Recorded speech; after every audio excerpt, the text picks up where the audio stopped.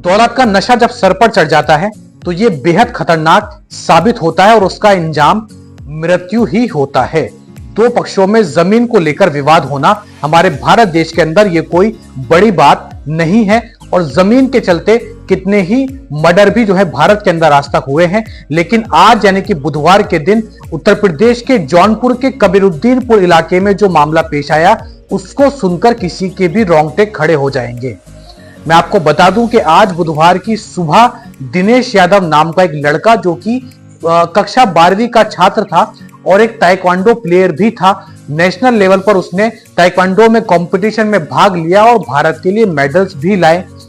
दिनेश यादव का जब वे अपने घर के बाहर सुबह सुबह ब्रश करने के लिए आता है तो पड़ोस का ही एक शख्स आता है तलवार लेकर और दिनेश यादव का सर उसके धड़ से अलग कर देता है।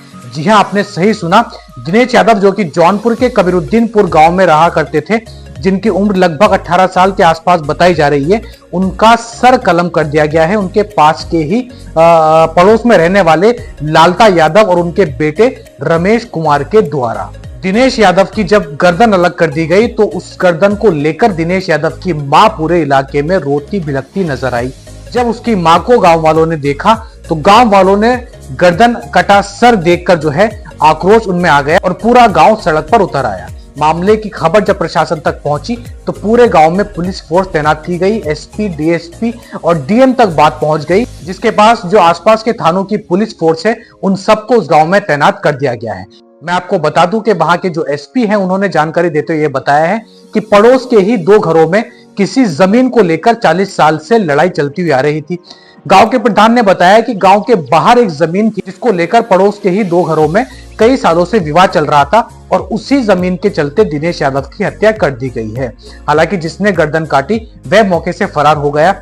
डीएम ने ये पूरे मामले पर जो है कड़ी कार्यवाही करने की बात कही है। डीएम ने बताया कि पूरे मामले को एसडीएम को सौंप दिया गया और इसकी रिपोर्ट 3 दिन के अंदर आ जाएगी। जिस किसी ने भी ये हत्या की है उसके ऊपर सख्त से सख्त कार्यवाही हुकूमत करेगी और उसको बख्शा नहीं जाएगा। इसके अलावा मैं आपको बता दूं कि सपा मुखिया अखिलेश यादव ने भी इस पूरे मामले के ऊपर अपनी प्रतिक्रिया जताई है और उस मां के ऊपर क्या बीती होगी जो अपने बेटे की गर्दन को लेकर पूरे गांव में घूमती रही और जवानी में ही अपने बेटे की हत्या उन्होंने अपनी आंखों से देखी। मैं आपको बता दूं कि जिसकी हत्या की गई है दिनेश यादव, वह अपनी 4 बहनों का इकलौता भाई था और अभी केवल कक्षा 12वीं का ही छात्र था। तो जमीन के सालों पुराने विवाद को लेकर यह हत्या की गई। इसके बाद पूरे इलाके की जो पुलिस है वह इस मामले की छानबीन में लगी हुई है और जल्द ही जो आरोपी है उसको सजा दी जाएगी। मरने वाले का नाम दिनेश यादव है और जिन्होंने इनको मारा है उसका नाम रमेश यादव है। ये जानना आपके लिए बेहद जरूरी है क्योंकि मामला जो है यूपी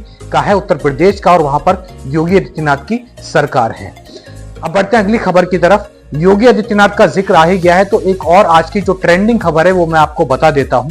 2022 में योगी आदित्यनाथ ने बुलडोजर का कार्यक्रम शुरू किया।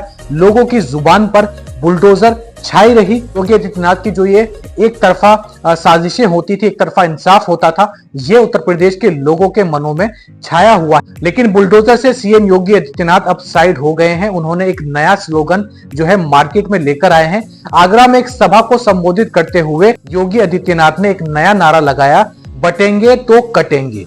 इस नारे के ऊपर कई सारे लोगों की जो है प्रतिक्रियाएं आ रही हैं और भारत की गोदी मीडिया की अगर हम बात करें तो वह इस नारे के समर्थन में उतरकर पूरे दिन जो है टीवी पर इस नारे को चलाया गया और यह भी बताया गया कि इस नारे के समर्थन में मोदी जी भी आए हैं, जिन्होंने महाराष्ट्र में इलेक्शन के प्रचार के दौरान ही इसी नारे को यानी कि बटेंगे तो कटेंगे इस नारे को अपने तरीके से पेश किया। मोदी जी ने अपनी सभा में कहा कि अगर हम बटेंगे तो जो लोग इसका फायदा उठाएंगे वह महफिल सजा लेंगे।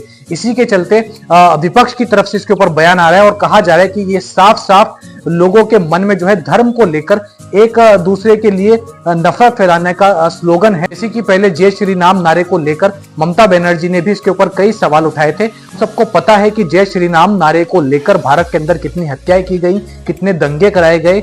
इसी के चलते अब ये नया नारा जो है योगी आदित्यनाथ की तरफ से लॉन्च कर दिया गया है और अलग अलग सभाओं में हमें ये सुनने को मिला है। और आगरा के अंदर हैप्पी दिवाली के जो पोस्टर छपे हैं उसके ऊपर भी योगी आदित्यनाथ की तस्वीर लगाई गई है और उसके नीचे बटेंगे तो कटेंगे का स्लोगन भी लगाया गया है। ये स्लोगन पूरी तरीके से धार्मिक है या फिर जातिवाद है, इसको लेकर भी सोशल मीडिया पर काफी ज्यादा जो है आर्ग्यूमेंट हो रहे हैं। विपक्ष ने इस स्लोगन को पूरी तरीके से भड़काऊ बताया है और उन्होंने जो पास्ट में योगी आदित्यनाथ की तरफ से कार्यक्रम किए गए हैं, वो चाहे फिर बुलडोजर हो, विपक्ष ने इस नारे को पूरी तरीके से भड़काऊ बताया है।